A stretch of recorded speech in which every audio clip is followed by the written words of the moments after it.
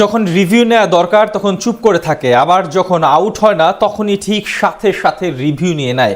পাকিস্তানি ক্রিকেটারদের এমন অদ্ভুত কাজ এখন হাসির কারণ হয়ে দাঁড়িয়েছে সিলেট টেস্টে। নিশ্চিত আউট হলেও আবেদন করেননি কেউ, লিটনের ক্যাচ আউট বুঝতে পারেননি উইকেট কিপার। পাকিস্তানি ক্রিকেটারদের এমন কর্মকাণ্ড নিয়ে বাকিটা জানবো রিপোর্ট। পাকিস্তানি ক্রিকেটারদের আজব আচরণ এবং চিন্তাধারা নিয়ে প্রায় দেখা যায় ক্রিকেট বিশ্বের সমালোচনা বা হাসাহাসি হতে। অদ্ভুতভাবে ফিল্ডিং মিস, ক্যাচ ছেড়ে দেওয়া সহ আরো অনেক কাজ করেন যেগুলো দেখে মানুষ মজা নেয়। তেমনি এবার সিলেটে বাংলাদেশের বিপক্ষে টেস্ট ম্যাচে রিভিউ নিয়ে যেন মহা বিপাকে পড়েছেন তাদের অধিনায়ক শান মাসুদ এবং সব ক্রিকেটাররা। কখন রিভিউ নিতে হবে, কখন এড়িয়ে যেতে হবে, কখন আবেদন করতে হবে সেগুলো যেন ভেবে পাচ্ছে না তারা। নিশ্চিত আউটও বুঝতে পারছে না।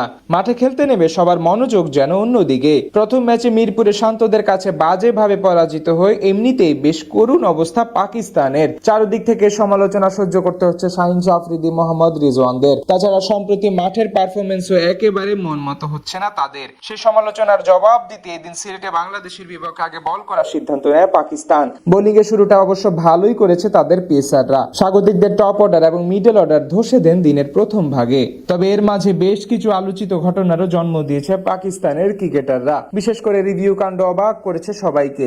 ঘটনা শুরুটা ইনিংসের 28তম ওভারে। তখন বল করছিলেন পাকিস্তানি স্পিনার সাজিদ খান এবং ব্যাটিং এ মুশফিকুর রহিম। সাজিদের গুড লেন্থে পিচ করে লেগ স্ট্যাম্পের বাইরে এক ডেলিভারি লেগ সাইডে ঘুরিয়ে দিতে চেয়েছিলেন সাজিদ, কিন্তু চলে যায় উইকেট কিপার রিজওয়ানের হাতে। পাকিস্তানি ফিল্ডাররা সাথে সাথে আপিল করলেও তেমন ভাবে জোরালো ছিল না। সেখানে আম্পায়ার নট আউটের ঘোষণা দেন। এর বিপরীতে কোনো রিভিউ নেয়নি পাকিস্তানিরা। পরে দেখা যায় সেখানে মুশফিকের ব্যাটে লেগে বল কিপারের হাতে যায়, অর্থাৎ নিশ্চিত আউটকে বুঝতেই পারেনি পাকিস্তানি ক্রিকেটাররা। একই অবস্থা হয়েছে লিটনের ক্ষেত্রে। আজ নান্দনিক এক ইনিংস খেলা এই ব্যাটার আউট হয়েছিলেন অনেক আগেই, কিন্তু সেখানেও বুঝতে পারেনি ফিল্ডাররা, যেন মাঠে বসে ঘুমাচ্ছিলেন তারা। ম্যাচের তখন চলছিল 61তম ওভারের খেলা।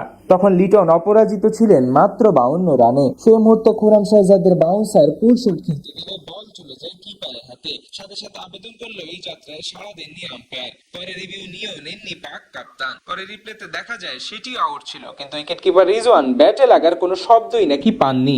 এমন প্রয়োজনীয় সময় রিভিউ না নিলেও এমনিতেও আবার ঠিকই একের পর এক রিভিউ নষ্ট করেছে তারা। ম্যাচের 37তম ওভারে মুশফিকুর রহিমের এক অহেতুক রিভিউ নিয়ে নষ্ট করেছে পাকিস্তান। তাছাড়া 58তম ওভারে তাসকিনের ব্যাটিং এর সময় খালি চোখে দেখা যাচ্ছিল বল লেগ স্ট্যাম্পের বাইরে দিয়ে চলে যাচ্ছে।